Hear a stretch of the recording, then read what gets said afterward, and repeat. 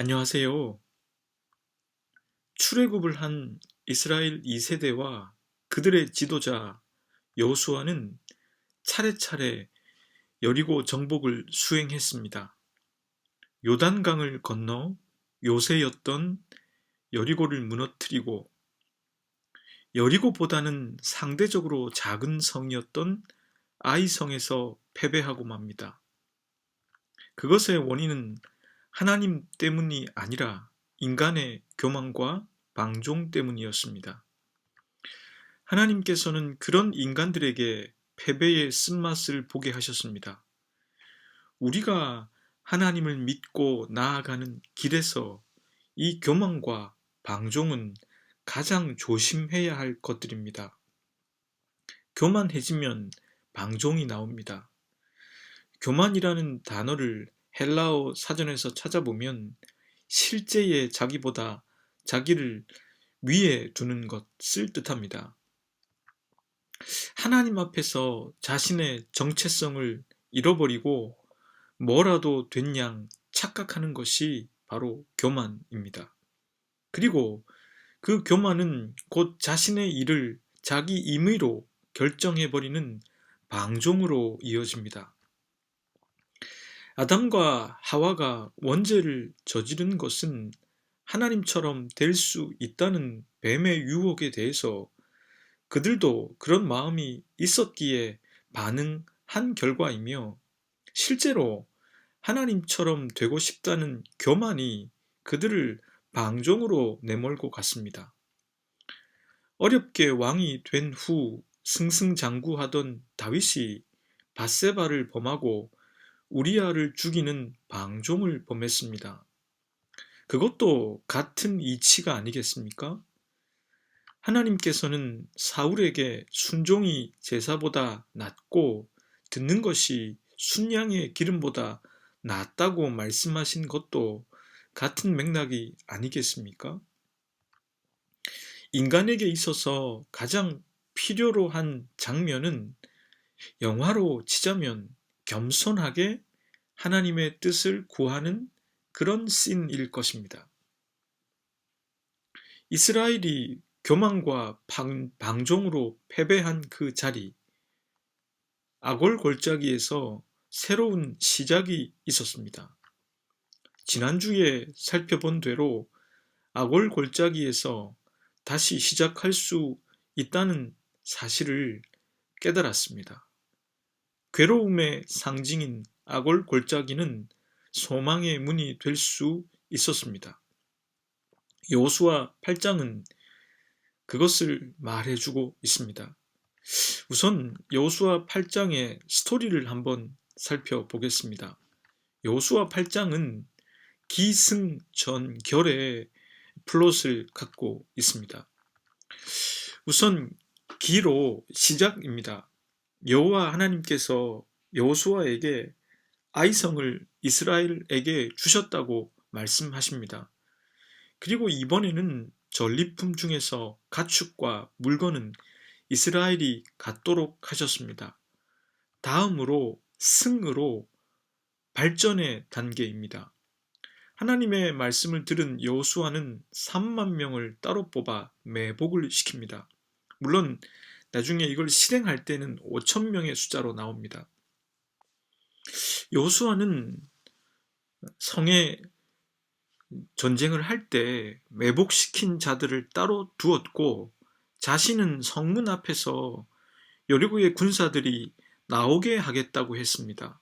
그들이 나오면 그 틈에 매복군이 손쉽게 아이성을 차지하고 앞뒤에서 아이성의 왕과 군사들을 진멸시키자는 계획을 세웠습니다. 이제는 전의 단계입니다. 이 전의 단계는 절정의 단계입니다. 실제로 이 계획대로 전략이 들어맞았습니다. 여호수아와 온 이스라엘이 패한 척하면서 광야길로 아이성 군사들을 유인했습니다. 그들은 점점 더 여호수아를 추격하여 그들의 성으로부터는 멀어졌습니다.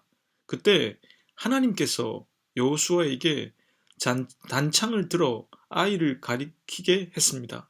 그것이 신호가 되어 복병들이 성으로 달려 들어가 점령했습니다. 아이 사람들은 진퇴양난의 위기에 처했고 모두 진멸되게 되었습니다. 이때 죽은 아이성 사람들의 숫자는 12,000명이었습니다. 끝으로 결의 단계로 끝맺음입니다. 하나님의 말씀에 따라서 이번에는 아이성의 전리품을 취하게 됩니다. 가축과 물건들은 이스라엘이 갖게 됩니다. 그리고 아이를 불살라 그곳에 무더기를 만들었습니다. 여호수아는 신명기 27장에서 모세가 명령한 그대로 행합니다. 약속의 땅에 들어가 에발산과 그린심 산에서 이스라엘 백성들을 모으고 율법을 새기고 율법을 낭독했습니다. 하나님께서 주신 이 말씀을 가지고 오늘 저는 하나님께서 누구신지 생각을 해보고자 합니다. 하나님이 누구신지 오늘 본문은 5가지로 정리해 볼 수 있겠습니다. 첫째로, 하나님은 희망을 시작하시는 분이십니다. 본문 1절과 2절의 말씀입니다.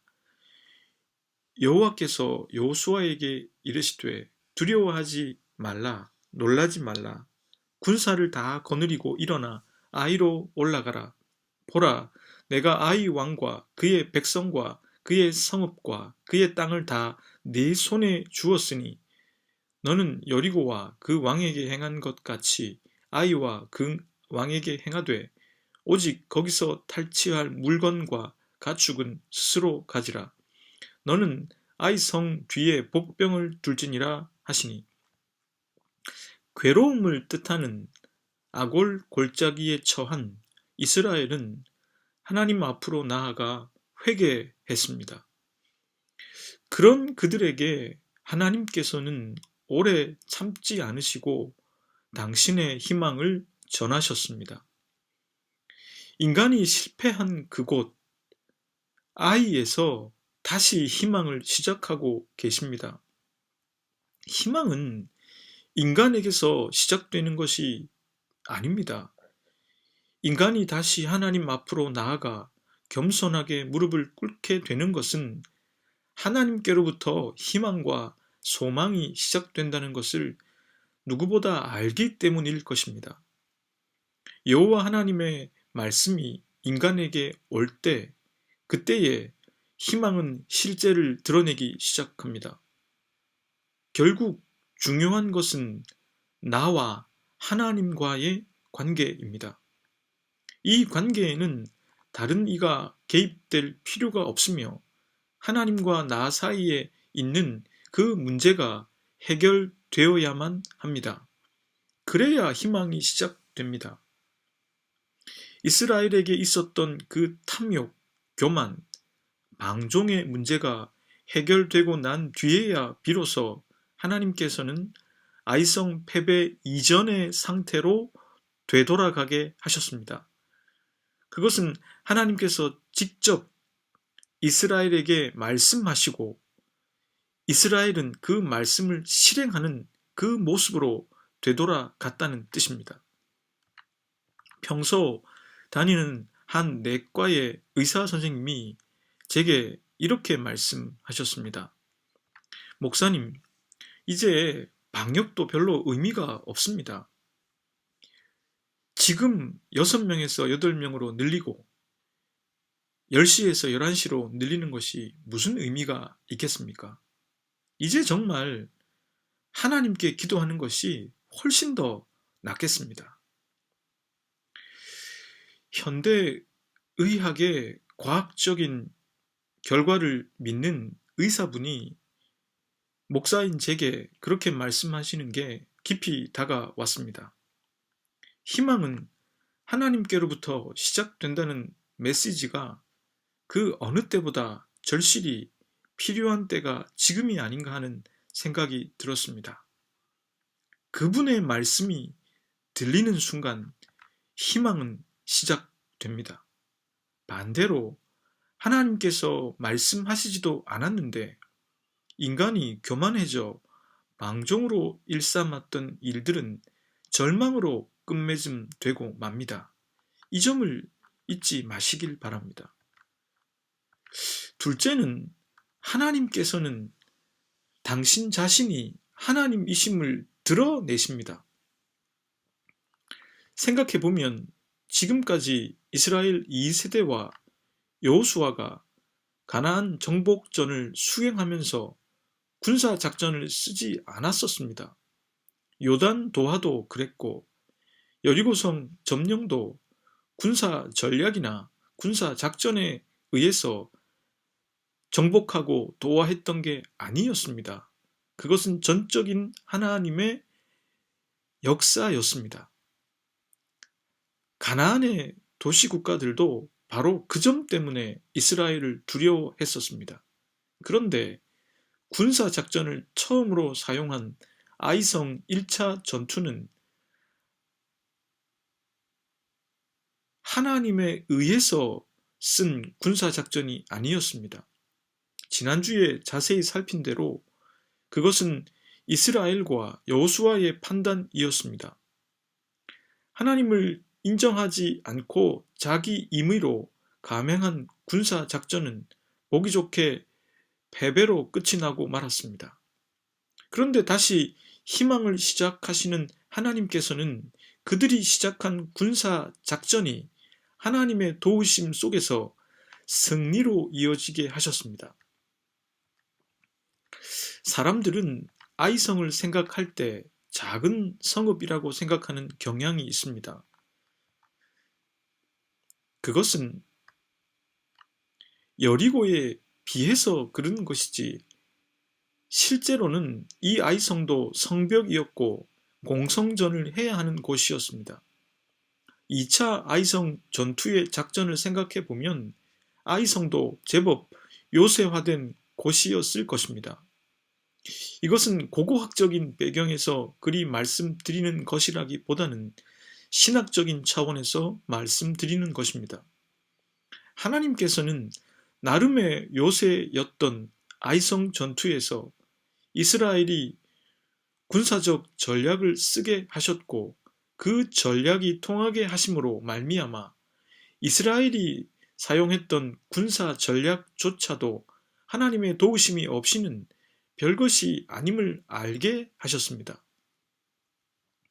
군사적인 지략과 전략조차 하나님의 도우심이 없이는 아무 의미가 없음을 알게 된 이스라엘 백성들은 어찌 하나님을 믿지 않을 수가 있겠습니까? 하나님께서는 이를 통해서 이스라엘이 패배했던 그 원인을 직시하게 하신 것입니다. 단순히 군사 전략의 실패가 아니었던 것이지요.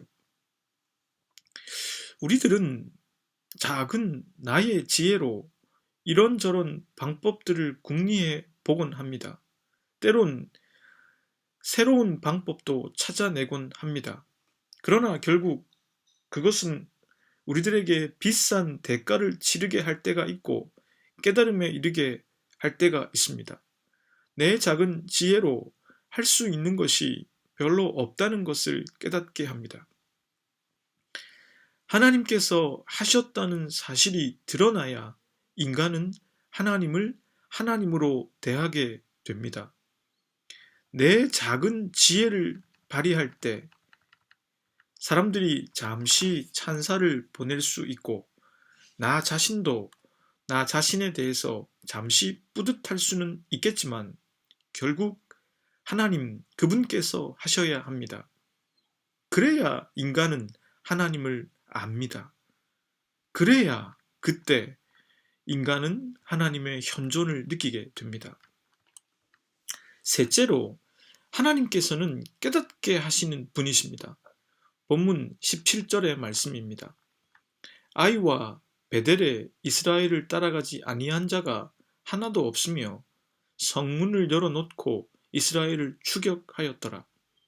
이 말씀은 아이성의 입장에서 보자면 그들이 왜 2차 아이성 전투에서 전멸되고 말았는지 그것을 알게 해줍니다. 그들은 자만했습니다. 7장에서 이스라엘 군사 36명을 죽이고 스바림까지 쫓아 내려간 것이 그들에게 각인되어져 있었을 것입니다. 그들은 승리에 도취되어 있었습니다. 여러분, 이 모습은 누구의 모습과 같은가요? 멀리 갈 것도 없이 바로 요단도하와 여리고성 점령으로 승승장구하던 이스라엘의 모습과도 같습니다. 아니, 이 모습은 우리가 알고 있는 무너져간 사람, 나라, 제국, 교회의 모습과도 같습니다. 고대의 전쟁에서 요새화된 성은 도시가 침략받을 때 최후의 보루와도 같았습니다. 그들은 교만함 때문에 그곳을 비운 것입니다. 스스로 문을 열어놓고 나갔던 것입니다. 여러분, 이 광경을 목도했던 이스라엘 백성들은 무슨 생각을 했을까요? 자신들이 파놓은 전략에 너무 쉽게 빠져드는 아이성 사람들을 보며 마치 거울과 같이 자신들을 볼 수 있지 않았을까요? 자신들이 왜 아이성 전투에서 패했는지 그것을 깨달을 수 있지 않았을까요? 이렇게 보면 하나님께서는 참으로 섬세하신 분이십니다. 하나님께서는 당신이 넘어진 자리를 보게 하시는 분이십니다. 그리고 넘어진 그 까닭을 스스로 깨닫도록 하시는 분이십니다. 하나님께서 하시는 일에 대해서 생각해보고 반추해보고 복기해보는 시간이 꼭 필요로 합니다. 외로움을 넘어서서 고독으로 하나님 앞에 나아가십시오.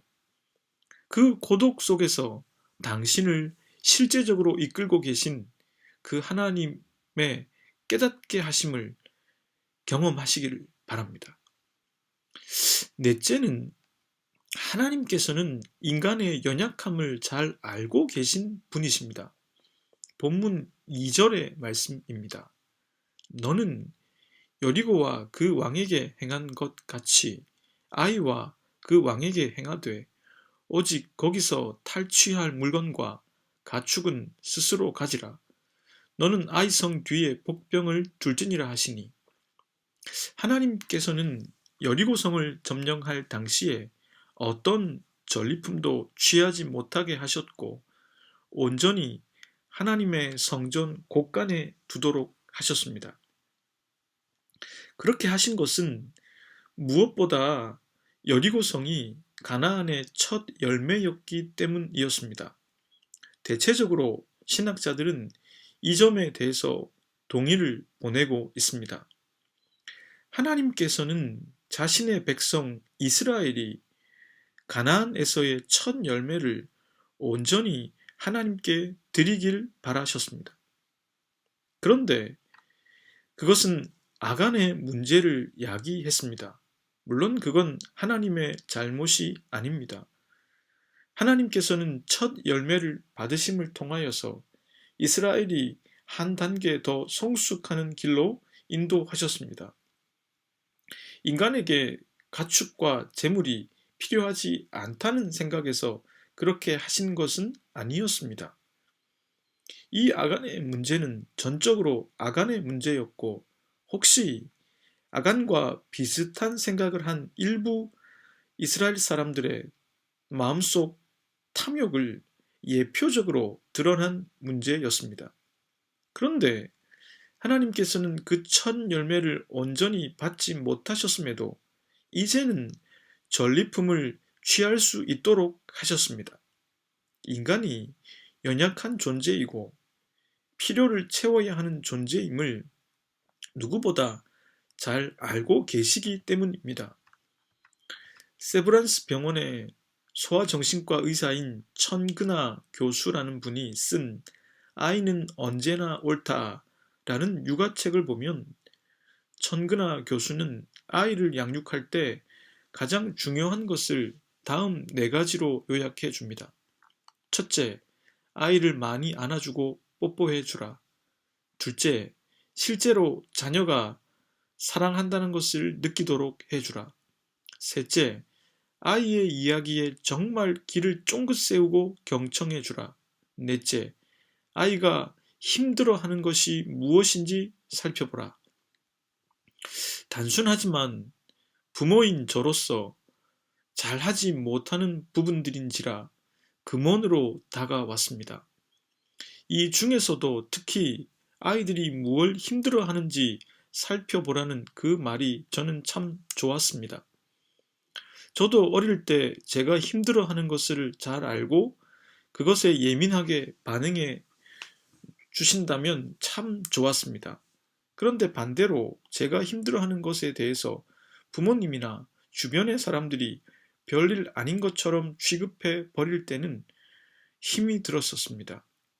하나님께서는 우리가 어떤 부분에 약하고 힘들어하는지를 알고 계십니다. 저는 이 부분에서 아이성 사람들을 진멸시키고 무섭고 우리들에게 당신의 계획을 때리시면서까지 강요하시는 그런 하나님의 모습이 아니라 우리들을 잘 아시고 우리들의 연약함을 고려하시는 그 하나님을 만나게 되었습니다. 그러니 좀 더 친밀하게 대화가 가능한 존재로서 그분께 나아갈 수가 있겠지요. 마지막으로 하나님께서는 아이성 전투를 통해서 신앙 공동체가 여호와의 권위에 순종할 것을 바라십니다. 본문 30절에서 35절까지의 말씀은 간결하게 아이성 전투 후의 상황을 묘사해 줍니다. 이것은 신명기 27장에서 모세가 이스라엘 백성들에게 명령한 것이었습니다. 약속의 땅에 들어갈 때 언약의 재확인을 위해서 에발산과 그리심산에 이스라엘 백성들을 모으고 율법을 새기고 낭독하라고 했습니다. 여호수아와 이스라엘은 그대로 했습니다. 회반죽으로 표면이 처리된 다듬지 않은 돌에 모세의 율법을 새겼습니다. 그리고 낭독했습니다. 그때 참석한 사람이 누구였는지 본문 33절은 다음과 같이 기록해 주고 있습니다.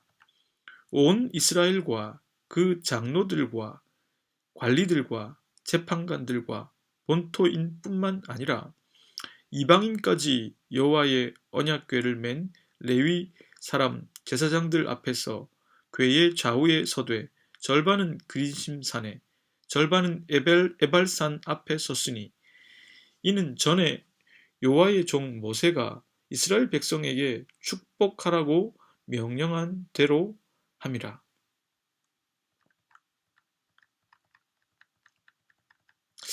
이곳에 모인 사람들은 비단 이스라엘뿐만 아니라 이방인들도 함께였습니다. 오늘날로 치자면 대형 신앙 집회가 열린 것입니다. 그런데 왜 이때였을까요? 그것은 율법의 내용 중 축복과 저주를 기록하고 낭독하며 다시 언약을 확인시키기에 적기였기 때문입니다. 아이성 1차 전투를 통해서 이스라엘은 저주가 무엇인지 몸소 체험했습니다. 그리고 아이성 2차 전투를 통해서 축복이 무엇인지도 몸소 체험했습니다. 그걸 체험한 뒤에 말씀을 기록하고 낭독하고 있는 것입니다. 선 경험 후 사경회였으니 얼마나 은혜가 되었을까요? 이를 통해서 하나님께서는 당신의 신앙 공동체가 다른 것이 아니라 하나님의 권위에 전적으로 순종해야만 한다는 사실을 말씀하고 계십니다.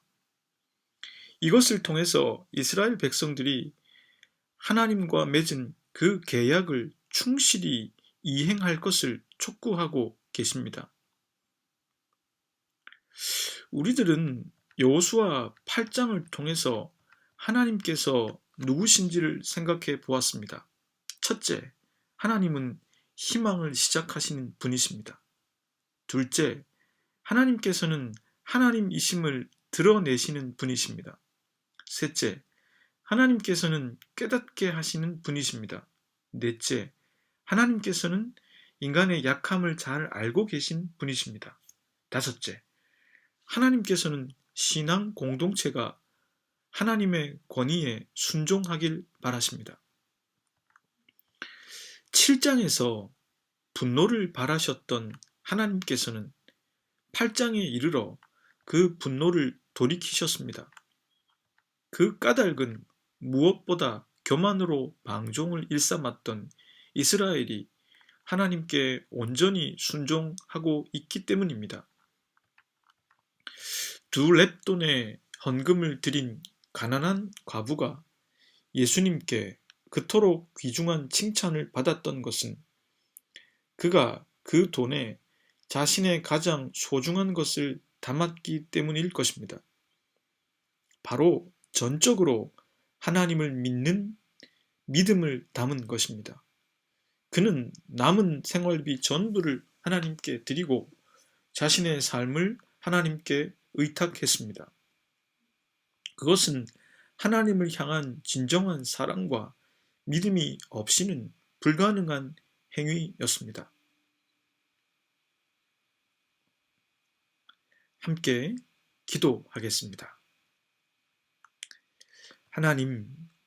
하나님께서 누구신지 말씀을 통해서 당신 자신을 드러내 보여주셔서 고맙습니다. 저희들의 약함을 너무나 잘 아시는 분이시고 저희가 쓰러진 그곳에서 다시 희망을 시작하시는 그 하나님을 저희들의 하나님으로 믿기에 하나님의 권위만큼은 인정하는 저희들이 되게 해 주십시오. 당신을 믿는 신앙 공동체인 저희가 사람이 아니라 당신의 권위를 인정하고 따르게 해 주십시오. 한 주간도 저희들의 삶 속에 당신께서 주시는 지혜가 있기를 간절히 바랍니다. 예수 그리스도의 이름으로 기도드립니다. 아멘.